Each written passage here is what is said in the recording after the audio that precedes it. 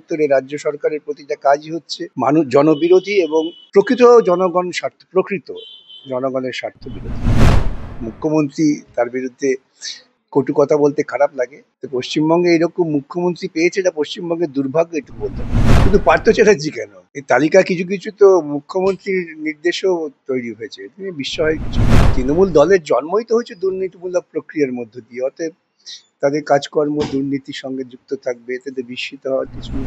এখানে রাজ্যে শিক্ষা ব্যবস্থা কিছু আছে, প্যানেল বাতিল হলেই বরং শিক্ষা ব্যবস্থা নতুন করে স্বচ্ছতার সঙ্গে প্রাণ ফিরে পাবে। স্যার, আমরা ইতিমধ্যেই যেমনটা দেখতে পেলাম, সুপ্রিম কোর্টের চূড়ান্ত শুনানি শেষ হয়ে যাওয়ার পরও এসএসসি আবারও সুপ্রিম কোর্টের দ্বারস্থ হলেন কিছু তথ্য দেওয়ার জন্য।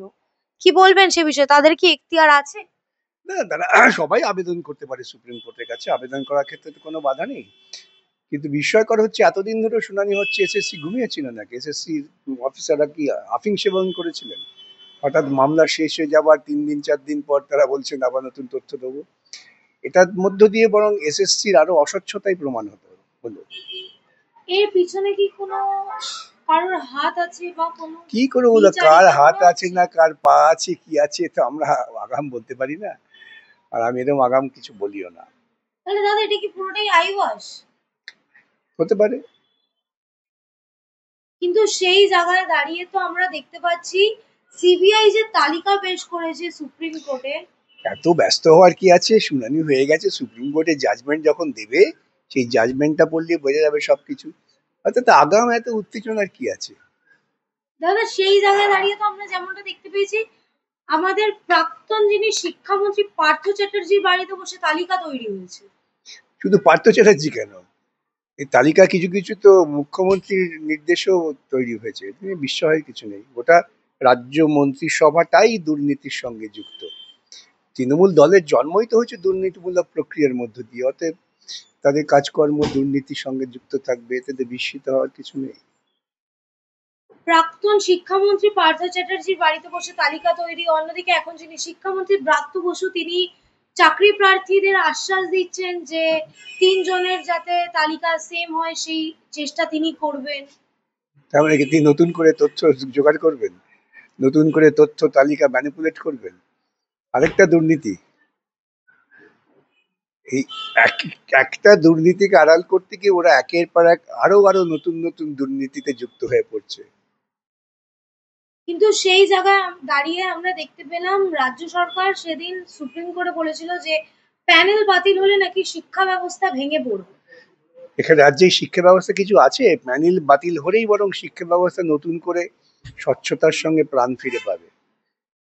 যারা দুর্নীতি করে চাকরি পেয়েছে তাদের দিয়ে যদি আমি ছেলে মেয়েদের লেখাপড়া শেখাই, ছেলে মেয়েরা কি শিখবে? তারা তো শিখবে যে দুর্নীতি করেই বাঁচতে হয়। সুতরাং সেটা ওদের পক্ষে সুবিধাজনক হতে পারে, কিন্তু সমাজের পক্ষে মঙ্গলজনক নয়। তো সেই জন্য পুরোটাই বাতিল হয়ে স্বচ্ছতার সঙ্গে নতুন করে হোক, এটাই আমাদের বক্তব্য। কিন্তু শিক্ষাক্ষেত্রে এই যে দুর্নীতি, সেই জায়গায় দাঁড়িয়েও কালকের বাজেটে আমরা দেখতে পেলাম আমাদের মুখ্যমন্ত্রী একটি বড় অ্যামাউন্ট অফ মানি এই শিক্ষা ব্যবস্থায় বরাদ্দ করেছেন। না না, কি বরাদ্দ করেছে? স্কুলগুলো বন্ধ হয়ে গেছে, তার জন্য টাকা দিচ্ছেন না। নতুন স্কুলকে তো ভুলেই যাওয়া হোক, বিশ্ববিদ্যালয় সম্প্রসারণের টাকা দিচ্ছেন না। যে টাকাটা উনি বরাদ্দ করেছেন সে টাকাটা উনি খরচা করতে পারবেন না, বরাদ্দ করতে হয় করে রেখেছেন। কিন্তু তিনি তো কালকের বাজেটে এটাও বললেন যে আমি যেটা বাজেটে বলি সেটা আমি করি, কেন্দ্র যেটা বলে করে না। উনি চিরকাল যা বলেছেন তাই উল্টো কাজটাই করেন, ঘটনা প্রমাণ তাই করে, সুতরাং ওর কথার মধ্যে গুরুত্ব দেওয়ার কি আছে? কিন্তু তিনি এটাও বললেন যে কেন্দ্র যা কর আসে সেটা কেন্দ্র নিয়ে নেয়, আমাদের হাতে থাকে না কিছু। সেটা তো মুখে মুখে বলছেন কেন? কেন্দ্রের সঙ্গে লড়াই করুন না। কর পাচ্ছেন না কি পাচ্ছেন না, সরাসরি সুপ্রিম কোর্টে একটা দরখাস্ত করুন, আইন তো আছে। সেটা করছেন না কেন? কিন্তু এসএসসি মামলার অন্যদিকে তো আমরা দেখতে পেলাম যে মন্ত্রীকন্যা অঙ্কিতা অধিকারী তিনি আবার জাস্টিস গাঙ্গুলির রায়কে চ্যালেঞ্জ করে সুপ্রিম কোর্টে গেলেন, কিন্তু সেটা খারিজ হলো। ঠিক আছে, খারিজ দিতে হবে। সুপ্রিম কোর্ট দুর্নীতিমূলক কোনো কাজকে তো প্রশ্রয় দেবে না। আপনার কি মনে হয় তার কোনো এখতিয়ার ছিল এটা করার? কেন থাকবে না? সবারই অধিকার আছে সুপ্রিম কোর্টে যাওয়ার, যার পয়সা আছে সেই সুপ্রিম কোর্ট যেতে পারে। এই সুপ্রিম কোর্ট মামলায় সরকার পক্ষ এবং সরকার পক্ষের হয়ে যারা ছিলেন তাদের পেছনে কত টাকা গেছে সে একটা শ্বেতপত্র প্রকাশিত হওয়া দরকার।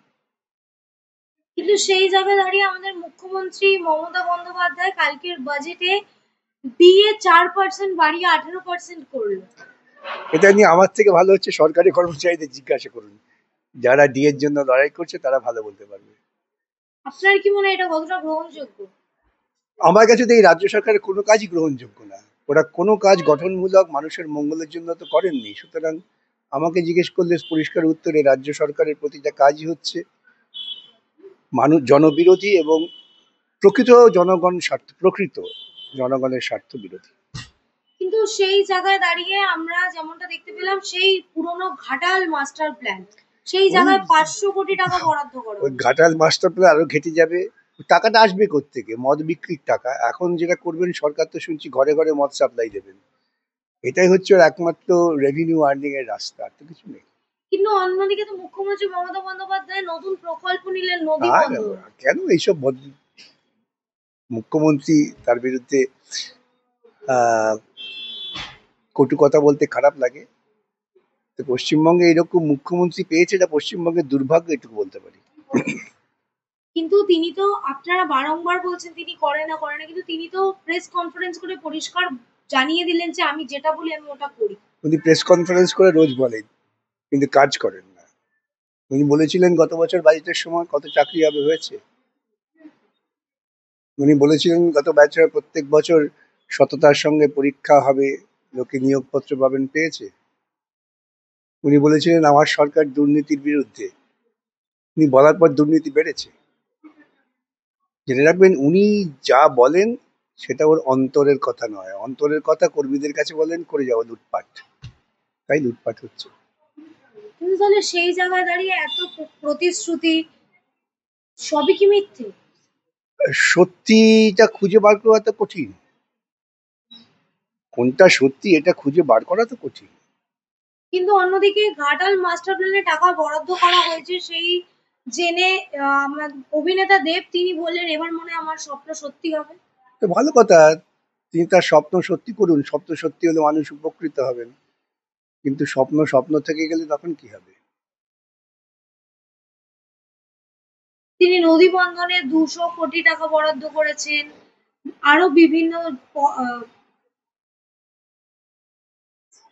200 কোটি বরাদ্দ করুন আর 2000 কোটি বরাদ্দ করুন, তার থেকে কত পার্সেন্ট কাটমানি যাবে সেটা আগে ঠিক করুন, তারপরে বিচার হবে কত টাকাটা কাজে লাগবে। কিন্তু অন্যদিকে যে আবাস যোজনার জন্য তিনি মানে নতুন 16,000 উপভোক্তার জন্য 9,600 কোটি সামথিং বরাদ্দ করেছেন। এই 9600 কোটির মধ্যে দেখা যাবে যে 9000 কোটি তৃণমূলের কাটমানিতে গেছে, আর 600 কোটিতে যে কটা বাড়ি হয় হবে। কিন্তু অন্যদিকে বিজেপি ঠিক এটার বিরুদ্ধে বলছেন যে আমরা এর থেকে বেশি বরাদ্দ করব। বিজেপি আর তৃণমূল এই দুজনের কথা আমার কাছে বলবেন না, কিন্তু শ্বশুর বাড়ি আর বাপের বাড়ির ঝগড়া, এ নিয়ে আমি কোনো মন্তব্য করবো না।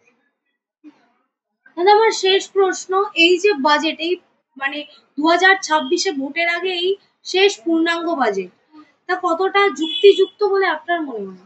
কোন বাজেটটা যুক্তিযুক্ত হয়েছিল সেটা আমি জানতে চাই। তো এ বাজেটটার কথা বাদ দিন, কোন বাজেটটা আজ পর্যন্ত ওরা যুক্তিসঙ্গত হয়েছে, যা মানব কল্যাণের পক্ষে কাজে লেগেছে? কিছু নেই। কিন্তু সেই জায়গায় দাঁড়িয়ে এই যে বাজেট, এই বাজেটে এত টাকা বরাদ্দ হলো, এই টাকা নাকি রাজকোষ থেকে দেবে। রাজকোষের আমার আপনার প্রত্যেকের মাথায় প্রায় 71,000 টাকা করে দেনা। যে শিশু আজকে মাতৃগর্ভে আছে তারও 1,000 টাকা দেনা, 71,000 টাকা দেনা। এই 71,000 টাকা দেনা শোধ হবে কি করে প্রতিটা মানুষের? আমি তো জানতে চেয়েছিলাম যে যে পরিমাণ টাকা উনি বাজার থেকে ধার করেছেন সেই টাকাটা শোধ করবেন কি করে? বক্তৃতা দিয়ে তো শোধ হবে না।